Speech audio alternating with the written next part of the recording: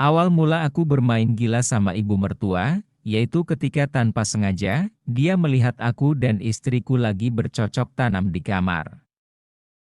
Karena pada waktu itu, kamarnya tidak aku kunci dan ibu mertuaku nyelonong masuk untuk mengambil hair dryer.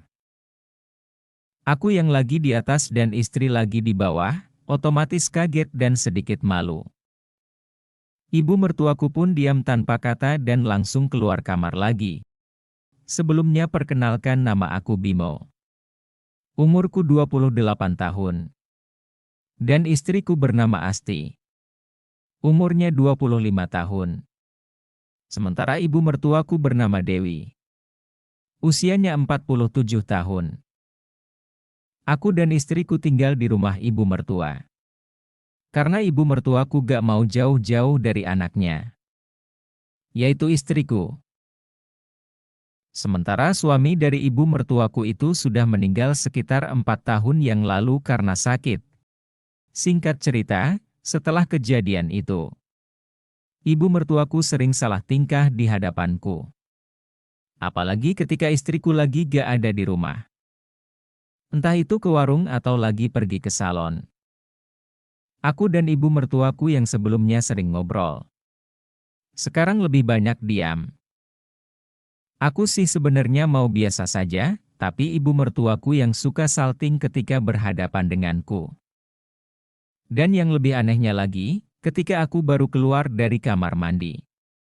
Pas aku buka pintu kamar mandi, ibu mertuaku berada pas di depan pintu. Sontak aku kaget. Tiba-tiba ada orang depan pintu.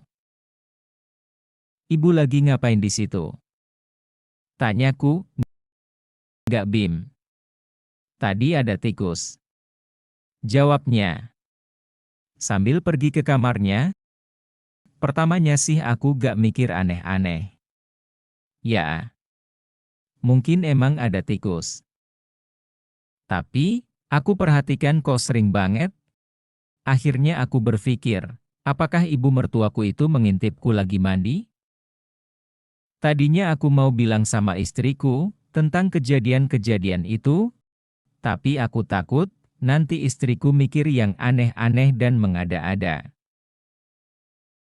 Hingga pada suatu hari, sepulangnya aku dari kerja, istriku mengajak aku untuk menengok temannya yang lagi dirawat di rumah sakit.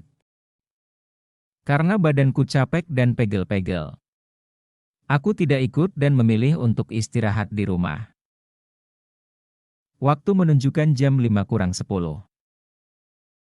"Ah, mau mandi dulu ah," gumamku dalam hati. Aku pun langsung mengambil handuk dan menuju kamar mandi. Seketika aku langsung teringat sama ibu mertuaku. Aku mencoba untuk tidak mengunci kamar mandi. Dan sengaja akan kubuka sedikit pintu kamar mandinya. Kalau beneran ada dan mengintip, akan aku ajak masuk saja sekalian. Gumamku dalam hati sambil ku tersenyum sendiri. Dan benar saja, ketika aku sudah tanpa pakaian dan baru beres gosok gigi, tiba-tiba aku melihat bayangan yang berasal dari pintu kamar mandi. Aku pun sengaja mendekat ke pintu kamar mandi sambil membasuh badan aku dengan air. Pas depan pintu kamar mandi, aku sengaja menghadap ke depan pintu. Dan pintu kamar mandi itu terbuka perlahan-lahan. Aku yang sudah mengetahuinya, langsung kubukakan saja pintu kamar mandi itu. Dan benar saja, ibu mertuaku berada di situ. Dan ketika ibu mertuaku mau lari pergi, tanganku lebih cepat memegang tangannya. Ku tarik masuk ke kamar mandi. Terus ku kunci.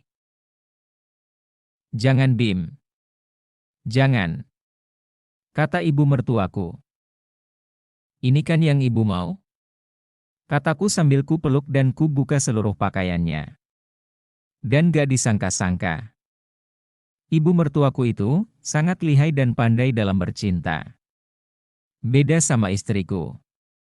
Dia hanya diam seperti boneka. Setelah tragedi di kamar mandi itu, aku dan ibu mertuaku sering curi-curi waktu untuk berduaan. Entah itu untuk curhat, ataupun untuk bercocok tanam. Selidik punya selidik. Ternyata ibu mertuaku itu merasa sangat kesepian semenjak suaminya meninggal. Sementara hasratnya masih sangat besar.